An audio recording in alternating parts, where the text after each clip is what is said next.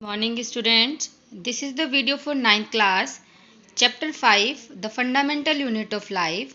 This is the part 3 and we have discussed the discovery of cell and cell theory and the different organization of cell and shape of cells, different types of shapes of cells and unicellular and multicellular organisms. Now, the structural organization of cell, basically in eukaryotes. You know very well there are two types of cell, prokaryotic and eukaryotic. We will discuss this topic later. Now, what is the structural organization of cell? Structural organization का मतलब होता है कि एक cell किन किन चीज़ों से मिलकर बनी होती है। अगर आप माइक्रोस्कोपिक स्टडीज़ को रिवील करते हो तो हर एक सेल के अंदर बेसिकली तीन चीज़ें होती हैं। First is plasma membrane, second nucleus and third one is cytoplasm. What are the first is plasma membrane, second nucleus and third one is cytoplasm. Now first plasma membrane, or it is also called cell membrane. What is this? This is the outermost living thin and delicate covering of cell. आपने दोबारा समझना है, एक तो सबसे बाहर वाली layer जो है सेल की, it is called plasma membrane. It is living, it is thin and it is delicate covering of cell. Or what is the function of plasma membrane? It separates the content of the cell from its external environment. इसको कैसे समझेंगे? जैसे अगर आप ये pen देख रहे हो, इसके बाहर की जो कवरिंग है ये बाहर के एटमॉस्फेयर से, सराउंडिंग से इसके अंदर जो रिफिल हमने डाला हुआ है इस रिफिल को अलग कर रही है, सेपरेट कर रही है ना। आपका रिफिल से कोई कांटेक्ट नहीं है। तो इसी तरह से ही प्लाज्मा मेम्ब्रेन सेल के जितने भी अंदर का कंटेंट है उसको उसके एक्सटर्नल एनवायरनमेंट से सेपरेट करती है। It is made up of protein and lipid which provide flexibility to the plasma membrane. Actually plasma membrane protein और लिपिड की बनी होती है और इसी की वजह से ये फ्लेक्सिबल भी होती है।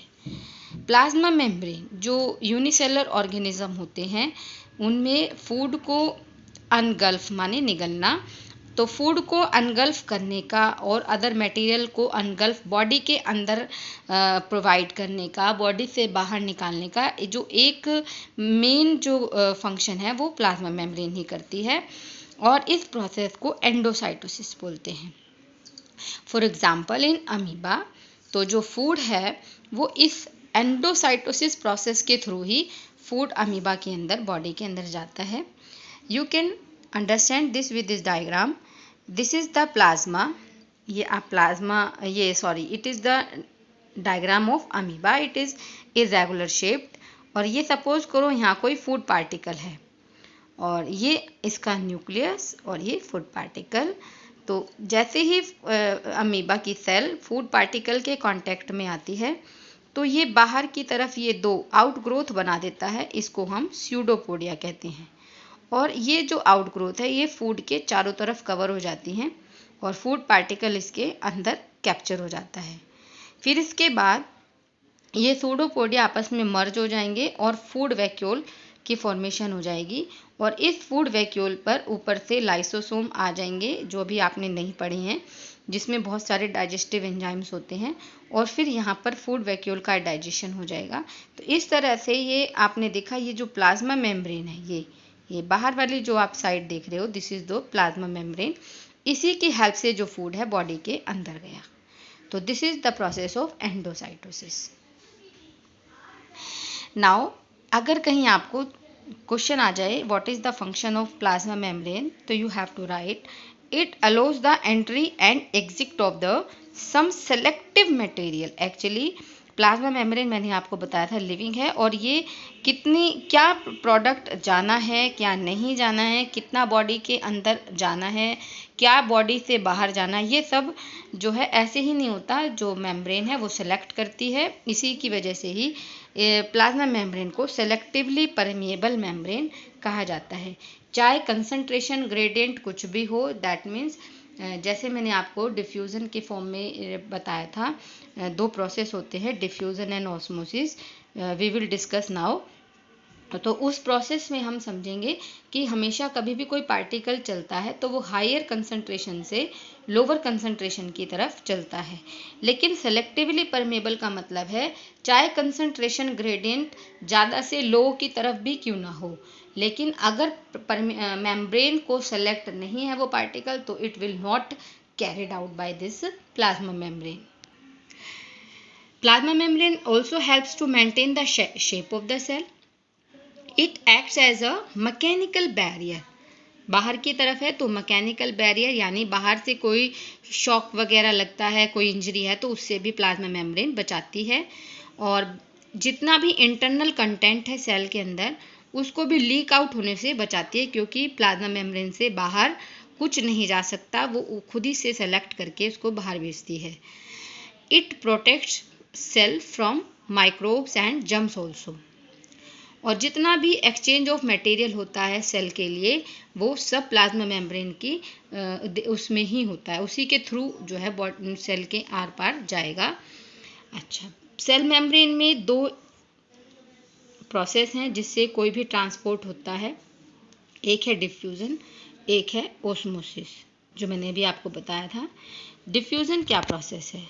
It is the simple process या स्पॉन्टेनियस मूवमेंट किसी भी सब्सटेंस का, चाहे वो सॉलिड हो, लिक्विड हो, गैस हो, लेकिन एक कंडीशन रहती है कि हमेशा जब भी मूवमेंट होगा from region of its higher concentration to region of its lower concentration. Higher concentration का मतलब ज़्यादा से कम की तरफ, यानी कि अगर एक तरफ 42 मॉलिक्यूल्स हैं वाटर के और एक साइड 10 मॉलिक्यूल्स हैं, तो वाटर की कंसंट्रेशन किस साइड होगी? इस साइड ज़्यादा होगी है जहाँ पर 42 हैं, और इस साइड 10 है तो यहाँ पे कम होगी है।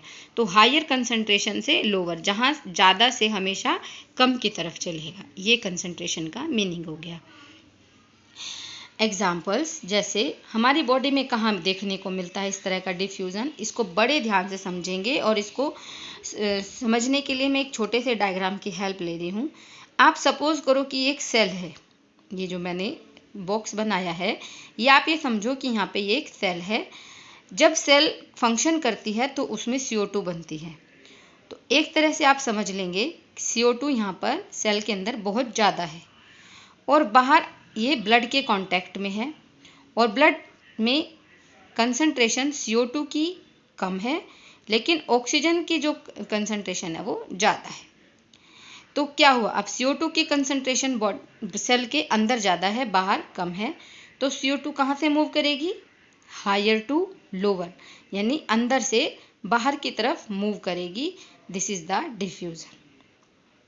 इसका जस्ट अपोजिट अगर हमने ऑक्सीजन का देखना है, तो जब सेल वर्क कर रही होती है तो मैंने अभी आपको बताया CO2 की कंसंट्रेशन ज़्यादा हो जाती है, लेकिन O2 की कंसंट्रेशन लो होती है, और इसके आसपास जितना भी ये ब्लड सर्कुलेशन है यहाँ पर O2 ज़्यादा है, और हमेशा डिफ्यूज़न में हायर टू लोअर ही चलना है, तो ऑक्सीजन बाहर से अंदर की तरफ डिफ्यूज़ हो जाएगी। तो हम ये डिफ्यूज़न जो है गैसेस का, CO2 का और ऑक्सीजन का, हमारी बॉडी में हमेशा चलता रहता है। एक डिफ्यूज़न के बारे में एक फैक्ट है, that is it is faster in gases than liquid and solid. Next process is that osmosis. Osmosis क्या है? The movement of water molecules through a selectively permeable. यहाँ पर डिफ्यूज़न के केस में क्या था, कोई ऐसा कंडीशन नहीं है कि सेलेक्टिवली परमेबल मेम्ब्रेन हो या ना हो, ये डिफ्यूज़न है, कैसे भी हो सकता है, लेकिन इसमें सेलेक्टिवली परमेबल होना बहुत ज़रूरी है, और कंसंट्रेशन ग्रेडियंट भी होना ज़रूरी है। ग्रेडियंट का मतलब होता है डिफरेंस, यानी हायर टू लोअर। अगर दोनों तरफ मान लिया इधर भी 42 इधर भी 42, तो कोई फ़ायदा नहीं है, कोई मूवमेंट नहीं होगा। जब तक ग्रेडियंट यानी डिफरेंस नहीं आएगा कंसंट्रेशन का, तो मूवमेंट किसी भी चीज़ का नहीं होगा, चाहे वो वाटर हो, चाहे वो कोई भी सब्सटेंस हो। तो कंसंट्रेशन ग्रेडियंट का होना किसी भी मूवमेंट के लिए, पार्टिकल के लिए बहुत ज़रूरी है। ओस्मोसिस आपको कहाँ देखने को मिलेगा? For example in unicellular fresh water organism and most plant. जितने भी ये प्लांट्स होते हैं आपको पता है यहाँ इनमें रूट्स जो है प्लांट को एब्जॉर्ब करने का कार्य करती हैं, काम करती हैं। तो ये जितने भी एब्जॉर्प्शन ऑफ वाटर होता है ये रूट्स के थ्रू यही प्रोसेस, ओस्मोसिस और डिफ्यूजन दोनों ही प्रोसेस काम करते हैं। ओस्मोसिस भी दो तरह का होता है, endosmosis and exosmosis. Endo that means inside, towards inside. When the concentration of water is high in surrounding of the cell.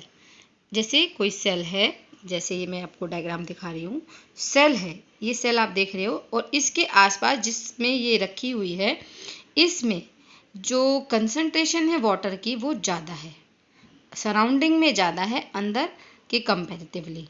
तो इस तरह क्या होगा, water moves towards inside the cell. Diffusion concentration gradient का लो लगेगा, हायर टू लोअर। तो बाहर कंसंट्रेशन वाटर की ज़्यादा है तो वाटर कहाँ, अंदर की तरफ मूव करेगा।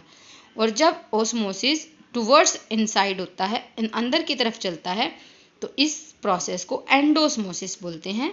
और जब वाटर अंदर की तरफ जाएगा, एक्सेस ऑफ वाटर जाएगा, तो सेल जो है वाटर को गेन करेगी जिसकी वजह से ये स्वेल अप हो जाएगी। और इस तरह का सॉल्यूशन जिसमें सेल से जिसकी मीडियम जो है बाहर वाले मीडियम में सॉल्यूशन वाटर कंसंट्रेशन ज़्यादा होगी, इस तरह के सॉल्यूशन को हाइपोटोनिक सॉल्यूशन बोलते हैं, जिसमें वाटर जो है मोर प्रेजेंट होगा। इसके just opposite exosmosis when the concentration of water is lower in surrounding of the cell.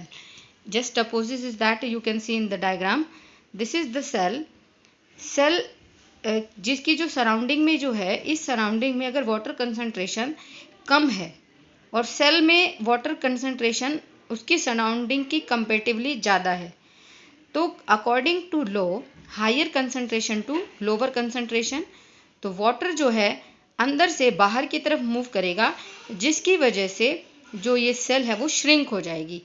तो ये सिकुड़ जाएगी, श्रिंक हो जाएगी, लॉस हो जाएगा वाटर का। और इस प्रोसेस को एक्सोस्मोसिस बोलते हैं। और ये जो सॉल्यूशन आप देख रहे हो it is called hypertonic solution. अगर कंसंट्रेशन सेल से ज़्यादा है पानी की, कम है वाटर की कंसंट्रेशन सेल के सराउंडिंगली कम है, तो ऐसे सॉल्यूशन को हाइपरटोनिक बोलेंगे। और अगर ज़्यादा है तो इसको हाइपोटोनिक सॉल्यूशन बोलते हैं। तो ये था दो तरह का ओस्मोसिस, एंडोस्मोसिस एंड एक्सोस्मोसिस। कुछ सॉल्यूशन भी हम इस तरह से बोल सकते हैं, जैसे अभी आपने पढ़ा